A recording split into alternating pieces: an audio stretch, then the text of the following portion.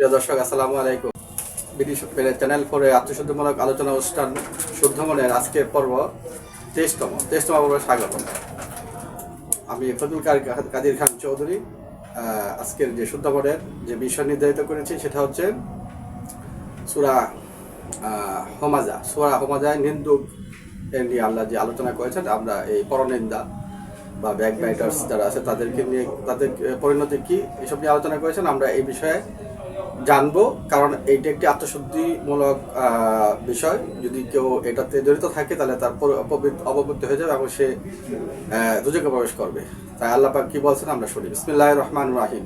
ওয়াইলুল লিকুল্লি হুমাযাতিল লুমাযাহ আল্লাযী জামাআ মালাহু ওয়া আদ্দাদা ইয়াহসাবু আন্না মালাহু আখলাদা কাল্লা লায়ুমবাযান্না ফিল হুতামা ওয়া মা আদরাকা মাল হুতামা নারুল্লাহিল মুউকাদাতুল্লাতী তাত্তালিউ আলাল আফইদা ইন্নাহা আলাইহিম মু'সাদা ফি আমাদিম মুমাদ্দাদা। অর্থাৎ আল্লাহ পাক বলছেন, ওয়াইলুন ধ্বংস, লিকুল্লি হুমাযাতিল লুমাযা, প্রকাশ্য নিন্দুক আর অপ্রকাশ্য অর্থাৎ পিছনের নিন্দুক সব ধ্বংস হয়ে যাবে। অর্থাৎ তাদের জাহান্নামে শাস্তি দেওয়া হবে। অর্থাৎ ওয়াইলুন ধ্বংস এবং ওয়াইল নামে একটা দুজক রয়েছে, সেই দুজকে প্রবেশ করানো হবে।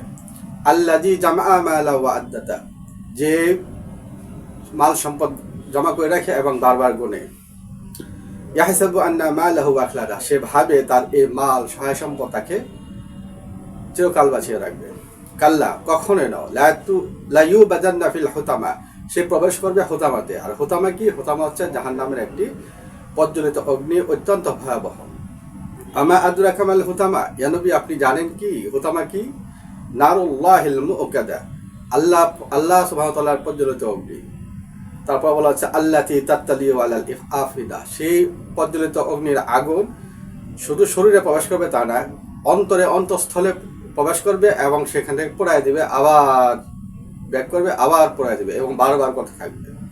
ইন্নাহা আলাইহিম মু'সাদা ফি আমাদিম মুমাদ্দাদা, এবং সেখানে তাদেরকে বড় বড় পিলার বা স্তম্ভের সাথে বেঁধে তাদেরকে শাস্তি দেওয়া হবে। অর্থাৎ সেখান থেকে তারা বের হতে পারবে না। চতুর্দিক দিয়ে ঘেরাও করে বড় বড় পিলার বা স্তম্ভে সেখানে চেন দ্বারা আটকানো অবস্থা থাকবে, সেখানে তাদেরকে এই পানিশমেন্ট দেওয়া হবে। প্রিয় দর্শক, এই যে ভয়াবহ চিত্র আল্লাহ তুলে ধরেছেন হুমাযাতুল লুমাযা, প্রকাশ্যের নিন্দুক, অপ্রকাশ্য বা পেছনের নিন্দুকের পরিণতি। আমরা কিন্তু কোরআন পড়ি, কিন্তু কোরআনকে এভাবে ভালো করে বোঝার চেষ্টা করি না। কোরআনে কিন্তু আল্লাহ স্পষ্টভাবে এসব বলে দিয়েছেন যে পরনিন্দা কত ভয়াবহ। হাদিসও আসছে, নিন্দা এবং হিংসা মানুষকে ধ্বংস করে দেয়, মানুষের আমলকে ধ্বংস করে দেয়, যেভাবে আগুন কাঠকে পুড়িয়ে দেয়। তাহলে এভাবে আমরা যে নিন্দা এবং হিংসার কারণে সাধারণত মানুষ হিংসার কারণে নিন্দা করে, আর নিন্দা করার পিছনে নিজের তাকাব্বুরে থাকে, অর্থাৎ নিজেকে বড় করে দেখা অথবা পরেকে খাটো করা। যে পরেকে খাটো করে পরের দোষ ত্রুটি প্রকাশ করে একটা আনন্দ পায়, আর এর মধ্যে নিজের আত্মম্ভরিতা বা রিয়া থাকে। এই বিষয়ে আল্লাহ শিক্ষা দিচ্ছেন যে তোমরা কখনোই কাজ করবে না। তোমরা যারা সত্যিকারের মুমিন মুত্তাকি, তারা কখনো এই হুমাযাতিল হুমাযা হবে না, লুমাযা হবে না। আর এই সূরার শানে নজুল হচ্ছে নির্দিষ্ট কোনো ব্যক্তির জন্য, যদিও হুমাযাতিল লুমাযা আলোচনা আসছে, কিন্তু এটার প্রভাব বা এটার যে ব্যাপ্তি কিয়ামত পর্যন্ত সমস্ত মানুষের জন্য শিক্ষা। অর্থাৎ কোনো মানুষই পরনিন্দুক হবে না, ব্যাক বাইটার্স হবে না। মানুষের কল্যাণ এবং সুন্দর চিন্তা বা মানুষকে ভুল ধরে দেওয়া যাবে, কিন্তু সেটা হবে উপদেশমূলক, কিন্তু কোনোভাবেই প্রকাশ্যের নিন্দুক বা পেছনের নিন্দুক হওয়া যাবে না। আর নিন্দুকের পরিণাম ভয়াবহ।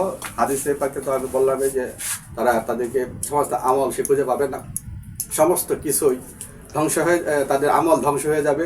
তারা বলবে, আল্লাহ আমার কাছে তো প্রচুর আমল ছিল, আমি প্রচুর আমল করে আসছি, আমার কিতাবে তো আমি কিছু দেখতে পাচ্ছি না। অর্থাৎ আমার যে রেকর্ডেড যে আমল নামা, সেখানে কিছু দেখতে পাচ্ছি না। তখন আল্লাহ পাক বলবেন যে তুমি অমুকের নিন্দক করেছিলে, অমুকের নিন্দক করার কারণে আমি তোমার সমস্ত ভালো আমল তাকে দিয়েছি। অতএব বুঝতে পারছেন যে আমল করার মাধ্যমে বা পরনিন্দার মাধ্যমে আমরা আমল হারাবো, আর যে লোকের নিন্দা করলাম সেই লোক আমাদের আমল নামার অংশীদার হয়ে যাবে। তাহলে প্রিয় দর্শক, এত কষ্ট করে যখন আমরা ভালো আমল করব, নামাজ, রোজা, হজ, যাকাত যত কিছু আছে, এই আমলগুলা যদি আমাদের ধ্বংস হয়ে যায় তাহলে আমরা ভয়াবহ পরিস্থিতি পড়বো। এই জন্য আল্লাহ পাক বলতেছেন তারা হুতামায় প্রবেশ করবে। কাল্লা লায়ুমবাযান্না ফিল হুতামা, তারা হুতামায় প্রবেশ করবে। তারপরে রাসূলুল্লাহ জিজ্ঞেস করতেছে রাসূলুল্লাহকে, আমা আদরাকা মাল হুতামা, হে নবী আপনি কি জানেন হুতামা কি? নারুল্লাহিল মুউকাদা, মানে সেটি হচ্ছে আল্লাহ তরফ থেকে প্রজ্বলিত অগ্নি। আর আল্লাহ তিত্তালি আলাল আফিদা, আর সেই অগ্নি মানুষের অন্তরে অন্তঃস্থলকে পোড়ায় দিবে, ছারকার করে দিবে। এটাকে ছাড় করে দেবে, অর্থাৎ হাড্ডি বা মাংস এগুলা তো ধ্বংস করবে, তারপরে একদম কলবের ভিতরে অন্তরে অন্তঃস্থলে গিয়ে প্রবেশ করবে। এবং এই আগুনের, এই হোতামার আগুনের এটা একটা বৈশিষ্ট্য তাফসিরে আসছে আর কি। আর তারা বারবার চিৎকার করতে থাকবে যে আমাদেরকে একেবারে মৃত্যু দান করেন, কিন্তু আল্লাহ মৃত্যু দিবে না, বারবার সেই আগুন আসবে আর পোড়াবে।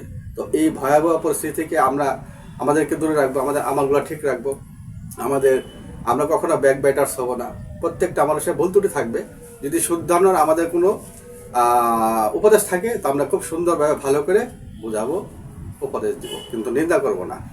কারণ নিন্দা করার মধ্যে তাকাব্বুরি থাকে, নিজেকে বড় করার একটা জিনিস থাকে, রিয়া থাকে, হিংসা থাকে। তাহলে আমরা এই প্রত্যেকটা কাজ আত্মশুদ্ধির বিপরীত। আর আমরা তো আত্মশুদ্ধির আলোচনা করছি, আত্মশুদ্ধির মাধ্যমে কিন্তু আমরা আল্লাহর প্রিয় বান্দা হওয়ার এবং একটা সুন্দর আমলনামা নিয়ে আমরা পরকালে হাজির হব, যেন আমরা আল্লাহর সেই কাঙ্ক্ষিত যে জান্নাত, সেই জান্নাত আমাদের জন্য বানিয়ে রেখেছে। আল্লাহ বলছে, আমি তোমাদের এমন একটা জিনিস বানিয়ে রেখেছি, এটা প্রতিবেশীর জন্য, আমার প্রতিবেশী, তুমি আমার প্রতিবেশী হবে। ঠিক আছে? তো আমরা আল্লাহর প্রতিবেশী হবো, অতএব সুন্দরভাবে আমরা আমল করার মাধ্যমে আমরা আল্লাহ সেই প্রতিবেশী হওয়ার জন্য নিজেকে যোগ্য করে তুলবো। প্রিয় দর্শক, আজকে এই পর্যন্তই। আল্লাহ হাফেজ।